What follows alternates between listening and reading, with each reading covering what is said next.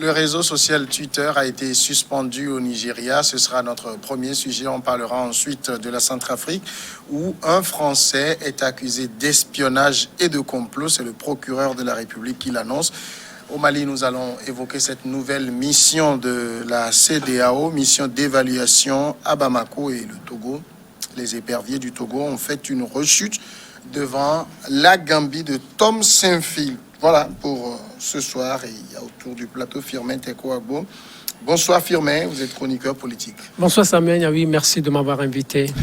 Vous avez également Olivier Alabi, directeur de publication de Afrique Mag. Bonsoir Olivier. Bonsoir Samuel. Et puis Francisco Napokura, journaliste freelance. Bonsoir Francisco. Bonsoir le plateau, bonsoir aux téléspectateurs. On va commencer donc avec le Nigeria, la suspension de Twitter, puis l'ordre du gouvernement aux médias audiovisuels de supprimer leur compte dans un geste patriotique a profondément choqué le pays très connecté où ce réseau social est un important outil de contestation sociale. Plus de 120 millions de Nigériens ont aujourd'hui accès à Internet et près de 20% d'entre eux, soit 40 millions, disent avoir un compte Twitter selon un cabinet d'études statistiques basé à Lagos. Tout est d'abord parti d'un tweet du président nigérien Muhammadu Buhari, tweet censuré par le réseau social Twitter. Le Nigeria a immédiatement riposté, donc en suspendant Twitter pour un mois. Firmin Tego, qu'est-ce qu'il faut dire de cette affaire? C'est le Nigeria qui a fait un excès de riposte. Non, c'est le Nigeria qui a fait un excès de repos. Vous savez, c'est comme... il y a des règles pour tous ceux-là qui utilisent les réseaux sociaux. C'est-à-dire, vous devez respecter un certain nombre de règles. Et quand vous ne les respectez pas, le réseau vous suspend. C'est la même chose qui est arrivé à Donald Trump. Et Donald Trump aussi, qui exagérait lorsqu'il s'était agi pour lui de quitter la Maison-Blanche. Il exagérait. Et c'est comme... il excitait les gens à manifester, donc on a dû suspendre son Twitter. Même Facebook actuellement, son compte Facebook actuellement aussi est suspendu. En ce qui concerne le Nigeria, il suffirait juste que le Nigeria se plie aux règles du réseau social et puis le jeu sera fait et tout sera clair. Que le Nigeria se plie aux règles. Est-ce que d'abord, si on prend l'affaire sur le plan même de cette sorte de restriction de ces réseaux, quand vous publiez quelque chose qui ne convient pas à leur politique, on vous suspend. Est-ce que c'est pas un peu dictatorial? Non, mais si chaque organe a ses règles, hein, quand vous avez adhéré, c'est que vous avez adhéré avec toutes les contraintes. Mais ici, qu'est-ce qui s'est passé? C'est le président nigérian qui a tweeté, Buhari, en avertissant, disons, un groupe de personnes qui ont l'habitude de saboter les pipelines de carburant. Et donc, il leur a envoyé un message à peine voilé de menaces. Que, bon, en disant les représailles vont venir. Et ça, c'est le rôle de l'État. Au moins, cette fois-ci, moi, je ne vois pas que le chef de l'État, Buhari, est en train d'intimider, par exemple, les manifestations, la démocratie. Ici, il s'agit des gens qui sont en train de saboter les biens d'un pays. Et le chef de l'État a envoyé un tweet pour leur dire attention, on va vous envoyer les représailles. Et c'est compte tenu de cela que Twitter a supprimé le message du président nigérian. Et je trouve que ça, c'est inadmissible, c'est pas normal, parce que mon frère Firmin vient de donner l'exemple de Donald Trump, mais c'est carrément différent. On a laissé Donald Trump faire de l'Amérique une dictature incomparable en montant les Blancs contre les Noirs et autres. On a vu tout ce que ça a créé comme victime. Avant de le suspendre, c'est presque à sa sortie qu'on l'a suspendu, mais on a laissé le mal gangréner le peuple américain. Et aujourd'hui, les conséquences sont encore là. Ici, il s'agit d'un chef d'État qui voient des problèmes. Vous voyez tout ce que le Nigeria a comme problème. Les groupes Boko Haram par ici, et au niveau de l'Est également, avec tous ces sabotages des pipelines qui ne font pas bien au pays. Et c'est tout à fait normal que le président en appelle, parce que quand vous voyez le contenu du message, ce n'est pas un message qui appelle, par exemple, la police ou la gendarmerie à réprimer le peuple. Mais le message est bien orienté vers un groupe qui est en train de saboter les biens du pays. Donc, Twitter, Facebook, je ne sais pas, ils ne sont pas là dans le pays pour encourager que les gens s'attaquent aux biens du pays. Au contraire, ils doivent veiller à ce que les informations qui passent par leurs canaux soient des informations qui aillent dans le développement du Nigeria, de tous les pays où ils sont installés. Donc c'est tout à fait normal pour moi si le président Buhari a pris ses responsabilités, et il a pris ses responsabilités en conséquence de cause, parce que le Nigeria, c'est un géant de l'Afrique. Vous l'avez dit, avec... combien de 120 millions, 120 millions d'habitants qui ont accès à Internet. Qui ont accès à Internet. 40 ont accès à Twitter. C'est même plus grand que la France. La France revendique 8 millions de personnes sur Twitter. Oui. Donc, pour prendre cette décision, il a mesuré les conséquences avant de les prendre. Et c'est des pays anglophones, c'est eux qui utilisent plus les tweets. Donc, il a mesuré les conséquences avant de prendre. C'est tout à fait normal qu'il protège son pays.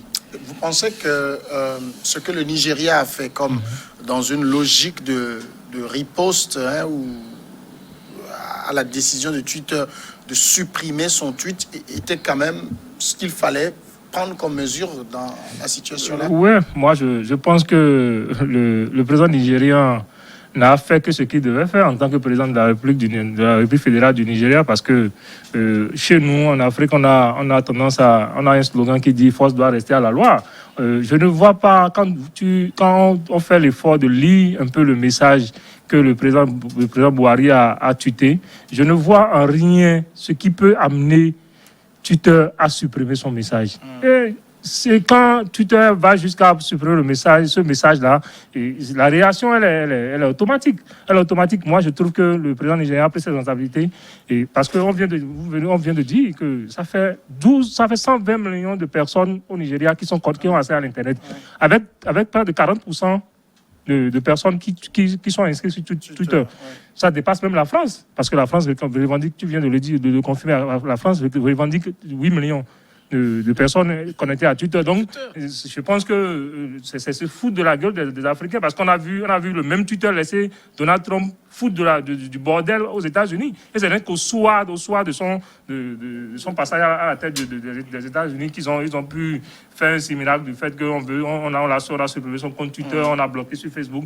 Ça n'a rien à voir. Quand on prend les messages que Donald Trump publie sur Twitter et qu'on prend le message qu'on vient de Buhari, qu'on vient de supprimer, je vois que c'est pratiquement le jour et puis la nuit. Oui, mais en même temps, on peut aussi qualifier cette décision, je ne sais pas moi, parce que c'est Buhari qui est concerné, donc on prend des mesures de rétorsion. Non, pas Buhari qui est concerné. Si ça a été un autre Nigérian. Oui, non, le message, oui, justement, là où la nuance, c'est que le message de Buhari qui a été supprimé, c'était pour préserver le patrimoine du Nigeria, le patrimoine du peuple nigérien. Donc, si vous voulez nous empêcher de protéger ce qui nous appartient, ce qui nous reste de commun, notre patrimoine, ça veut dire que vous êtes contre nos intérêts. Du coup, on va tourner dos à tout ce qui peut vous permettre de vous décrocher. On peut aller même jusqu'à dire que Twitter est en train d'encourager ou bien est de mèche, est en complicité avec ceux qui sont en train de saboter le patrimoine de Moi, il y a quelque chose que je ne comprends pas. Je voudrais comprendre un peu les règles de Twitter. Est-ce que il y a une page là où Twitter impose des règles démocratiques? Je ne comprends pas. Je sais que sur les réseaux sociaux aujourd'hui, ils ont, en tout cas c'est ceux qui maîtrisent l'informatique qui vont l'expliquer, mais il y a un certain nombre de mots, quand vous les utilisez, ça bloque automatiquement. Si, il y a les moteurs. C'est répertorié, on ne veut pas ce genre de choses. Il y a des discours qui ne passent pas. C'est les robots derrière. Il y a des discours qui ne passent pas. Mais regardez par exemple, avec Donald Trump, on pouvait comprendre. Moi, je vous dis, le Twitter, il est américain. Le Twitter américain, comme on veut protéger un peu le patrimoine américain, on veut protéger les États-Unis, on peut se permettre permettre de bloquer le Twitter ou de supprimer le Twitter le compte Twitter de Donald Trump. Maintenant, bon, ça c'est américain. Mais ici, la manière dont le Twitter se comporte, c'est comme le Twitter s'ingère un peu dans la vie intérieure du Nigeria. Ben, c'est ça. Oui, c'est ça qui est grave. C'est la vie intérieure du Nigeria. Le Nigeria sait tout ce qu'il faut faire, ou les autorités nigérianes savent tout ce qu'il faut faire pour protéger l'intérêt du pays.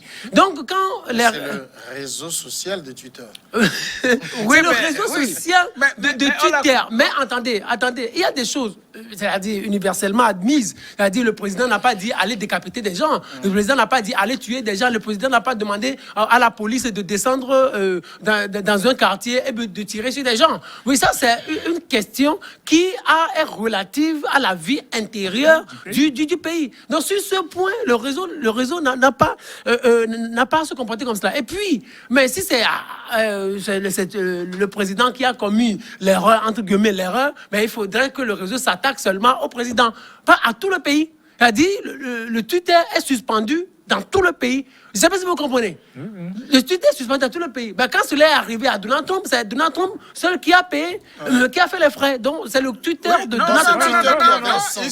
Ici, c'est l'État nigérien qui a décidé l'État a donné les instructions à tous les opérateurs. Parce que ici, par exemple, on prend le Togo, il y a l'ARCEP, par exemple, qui contrôle tout ça là. Donc, l'État donne les instructions à l'ARCEP. Non, l'ARCEP et le ministère, par exemple, de la communication, sinon de l'économie numérique, donne les instructions à l'ARCEP. Et l'ARCEP procède par rapport à tous les canaux d'entrée, c'est-à-dire qui font rentrer le réseau social dans le pays, Twitter, de le couper. Et on le coupe. C'est-à-dire que c'est l'autorité togolaise, sinon du Nigeria, qui a coupé. Et ce problème même s'est déjà passé avec Facebook et l'Australie. Il y a 2 ou 3 ans, et finalement, c'est l'Australie qui a gagné.